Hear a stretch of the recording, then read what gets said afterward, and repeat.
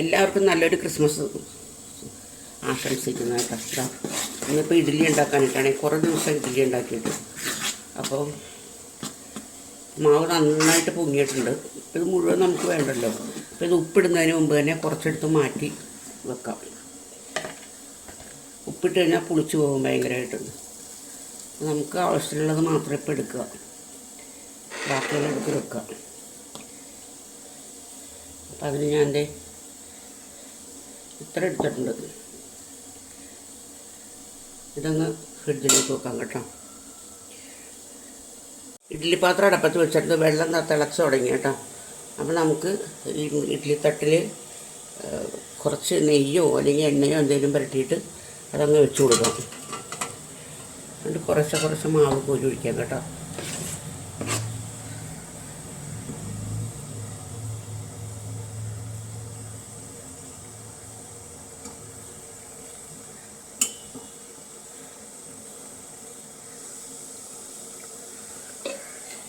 അതേപോലെ നമുക്ക് അടുത്ത തട്ടും കൂടെ വെച്ച് കൊടുക്കാം.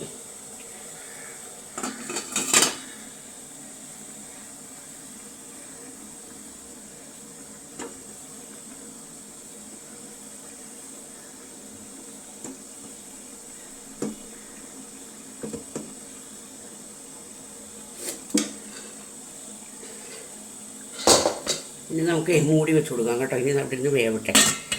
അപ്പോൾ ഞാൻ അപ്പുറത്തെ അടുപ്പിൽ സാമ്പാർ വെക്കാൻ വെച്ചിട്ടുണ്ട്. സാമ്പാറിന് കഷ്ണങ്ങളൊന്നുമില്ല. ഒരു സവാള ഇട്ടിട്ടുണ്ട്, 2-3 പിന്നെ ഉരുളക്കിഴങ്ങ് ഇട്ടിട്ടുണ്ട്, പരിപ്പുണ്ട്, 3-4 ബീൻസ് ഉണ്ട്. അത്രയും എന്തുള്ളൂ, വേറെ ഒരു സാധനങ്ങൾ പോലും ഇല്ല. ക്യാരറ്റ്, വേറെ ഒന്നുമില്ല. അപ്പോൾ അതുകൊണ്ടൊരു ചെറിയ സാമ്പാർ ഉണ്ടാക്കാമെന്ന് വിചാരിച്ചു. ചട്ടിയിലൂടായിട്ട് നമുക്കിനി എണ്ണ ഒഴിച്ചു കൊടുക്കാം കേട്ടോ. ഇതിനകത്തുള്ളത് എണ്ണ തീർന്ന എണ്ണ ഇനി പകർന്ന് വേറെ എടുക്കണം. അപ്പോൾ തൽക്കാലം നമുക്ക് ഇതുകൊണ്ട് തന്നെ അഡ്ജസ്റ്റ് ചെയ്യാം. വേറെ പൊട്ടിച്ചൊടിച്ചിട്ട് വേണമെങ്കിൽ നേരെയില്ല. 2-3 കടുക് ഇട്ട് കൊടുക്കാവേ.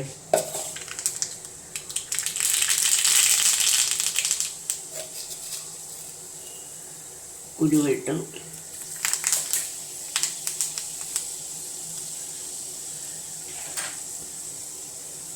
ഉള്ളി ഇട്ട് കൊടുക്കാം.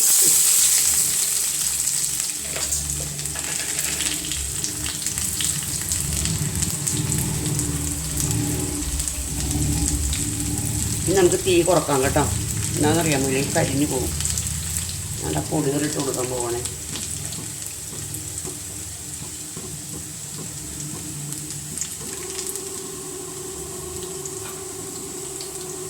കുറച്ച് മല്ലിപ്പൊടി, സാമ്പാർ പൊടി കുറച്ച് അധികം ഇരുന്നോട്ടെ. സാമ്പാർ പൊടി പിന്നെ കായപ്പൊടിയൊക്കെ ഉള്ളത് അത് നമുക്ക് പിന്നീട് ഇട്ട് കൊടുക്കാം.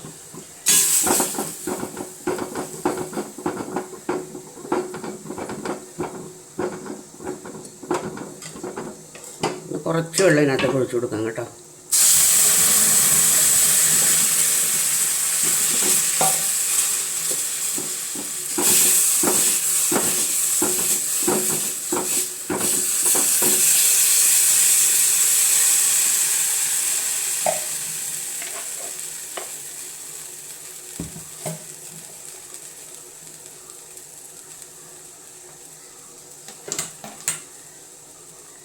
നമുക്ക് അടുത്ത ജാനശ്രീ ഇതെല്ലാം കൂടി കുടഞ്ഞ് നമുക്ക് ഈ സാമ്പാർ പാത്രത്തിനകത്തൊക്കെ ഇട്ട് കൊടുക്കാവേ. കൈ പൊള്ളി നാശവും. ഒരു പ്രാവശ്യം ഒരു ദിവസത്തിൽ എത്ര പ്രാവശ്യം എൻ്റെ കൈ പൊള്ളുന്നറിയാം.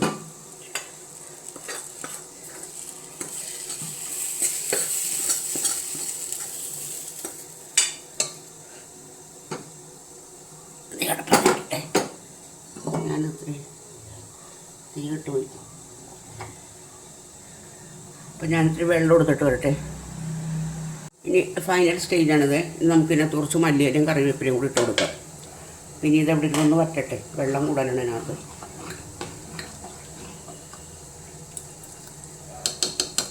നമ്മൾ ഈ അരച്ചൊക്കെ വെക്കുന്ന സാമ്പാറിനെക്കാട്ടി നല്ല സൂപ്പർ സാമ്പാറാണ് കേട്ടോ ഇത്.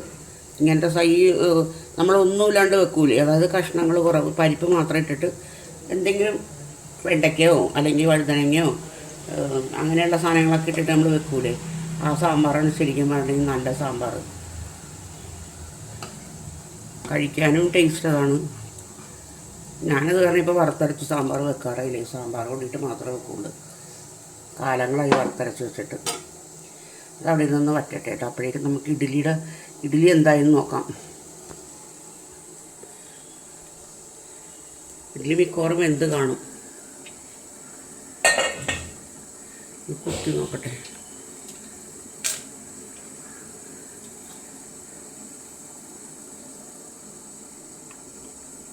ഇഡ്ഡലി വെന്തിട്ടുണ്ട്. അപ്പോൾ ഇനി ഇത് ഓഫ് ചെയ്യാം. എൻ്റെ ഇഡ്ഡലി എടുക്കാൻ നേരത്തെ കാണിക്കാൻ കേട്ടോ. വെച്ചാൽ താമസമുണ്ട്. അത് തണുത്തില്ലെങ്കിൽ ചട്ടാക്ക ഇതിനകത്ത് നിന്ന് വിട്ടുപോരില്ല. നമുക്കൊരു ചമ്മന്തിയും കൂടി ഇറക്കാം കേട്ടോ, തേങ്ങ ചമ്മന്തി. അപ്പോൾ അതിന് കുറച്ച് ഇറക്കുന്നോളെ തേങ്ങ ഇട്ട്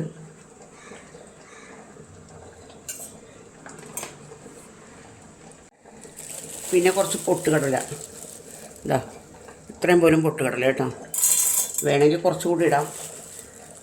പൊട്ടുകടല ഇട്ടാൽ ടേസ്റ്റാണ്. പൊട്ടുകടല പിന്നെ കാണിക്കാവേ. ഒന്ന് എടുക്കുന്നതൊക്കെ അപ്പം തന്നെ മൂടി വെച്ചില്ലെങ്കിൽ ശരിയാവില്ല.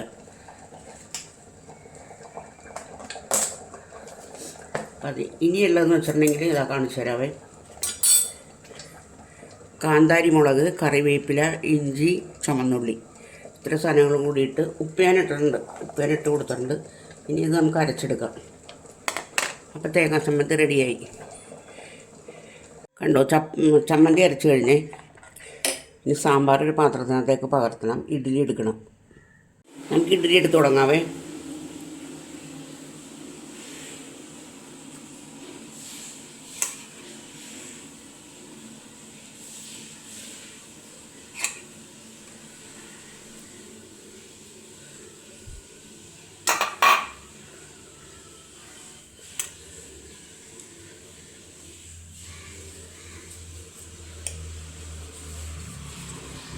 കാണണ്ടല്ലോ അല്ലേ കാണിക്കണത്.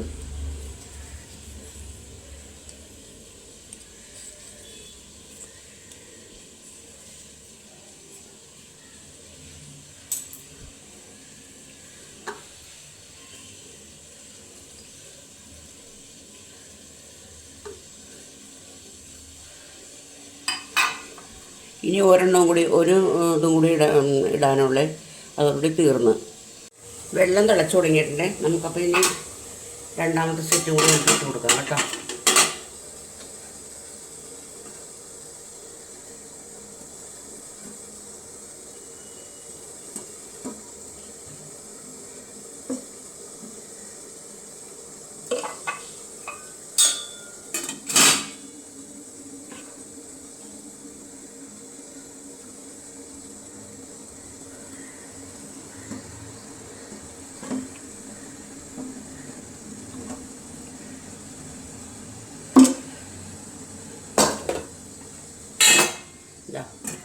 അത് വേകട്ടെ.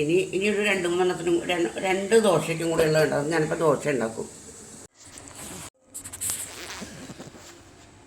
അപ്പം നമുക്ക് ഇനി ഇതാ ലാസ്റ്റ് ഇതും കൂടി നമുക്ക് എടുക്കാനുണ്ട് ഇതിനകത്ത് നിന്ന് 2 തട്ട് കേട്ടോ. അപ്പോൾ ഞാൻ സാമ്പാറിൻ്റെ ഫൈനൽ കാണിച്ചില്ലല്ലോ. ഇതാ സാമ്പാർ കണ്ടോ. പിന്നെ ചട്നിക്ക് ഞാൻ കടുക് താളിച്ചില്ല കേട്ടോ ഇന്ന്. അതെ, കടുക് താളിച്ചില്ലായിരുന്നു ചട്നിക്ക്.